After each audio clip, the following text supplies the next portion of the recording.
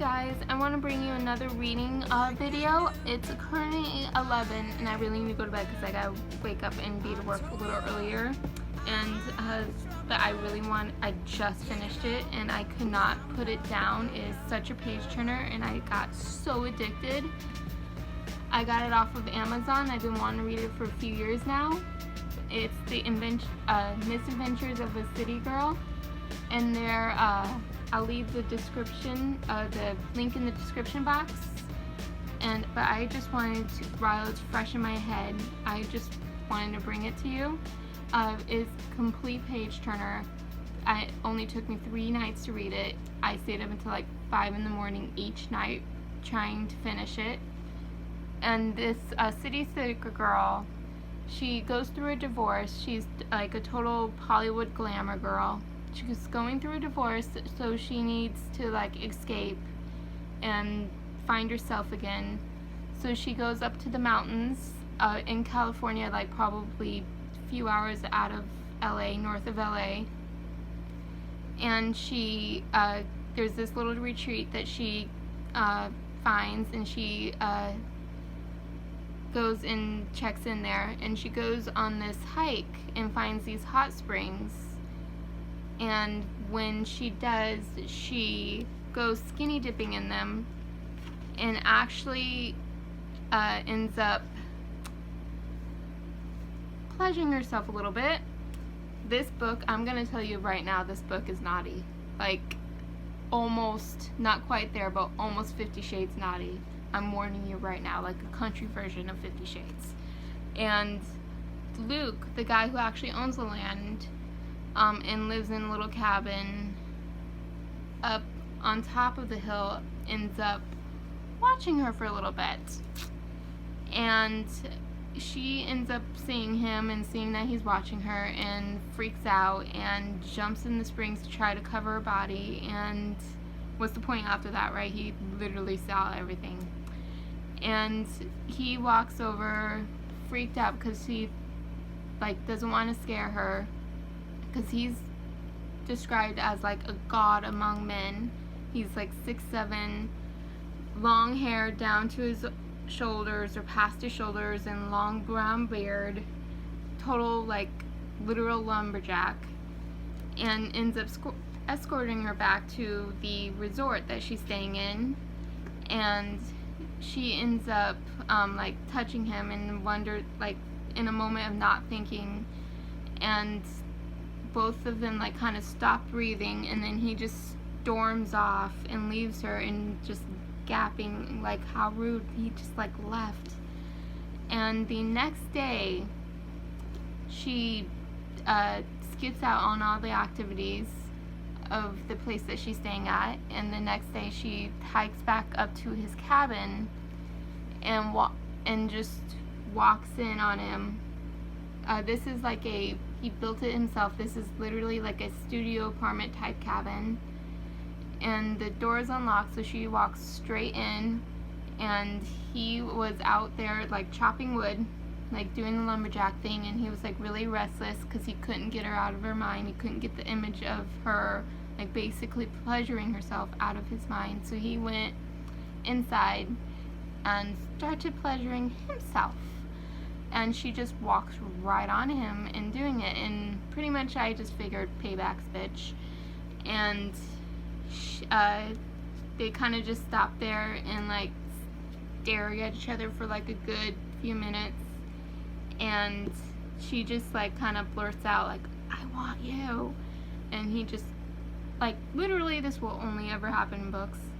Like he only has his flannel shirt on and it's like unbuttoned, so he just like jumps right up, it flies down, and he just grabs her and tears her jeans down and starts going downtown on her. And yeah, and then he kind of has to stop, and she's kind of freaking out, like I didn't finish a little. And so he's like, "Oh, don't worry, sweetheart, I'm gonna let you finish." And he just continues, because and then he throws her on the bed, and then kind of she freaks out because she's like, do you have protection? She's like, oh, don't worry about it, I'm on birth control. And so he just like pretty much, they just go at it right then and there. And then she but before that, like, she's letting him go downtown on her, and he's like, oh, by the way, what's your name? Like, I would kind of want to know the guy's name first, but whatever. And then the storm brews in. Then she freaks out, and she faints, falls asleep, wakes up, and he's outside. It's like the next day. He's outside chopping wood, doing the whole lumberjack thing with his axe, and she's watching him through the window. And she kind of freaks out, so she sneaks out the back.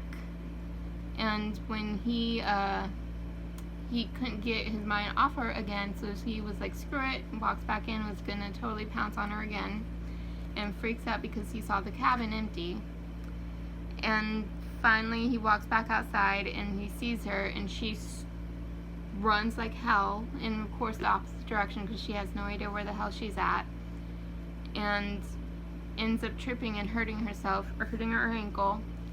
And so he has to pick her up and carry her back, and he's like pissed that she would even leave in the first place. And she just keeps saying, I'm sorry, and he's like, just say that.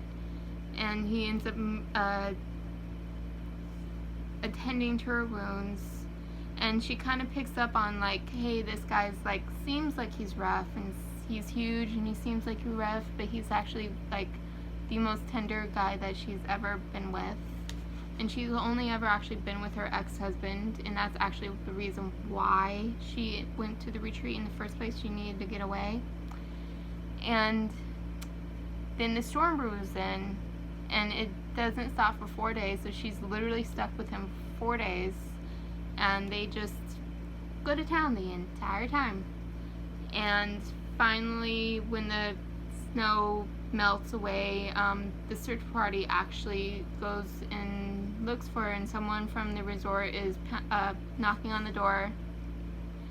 And at this point, the guy was thinking, like, oh, she's only gonna be here a few days, like, this is just like a one night stand that lasted more than one night type thing.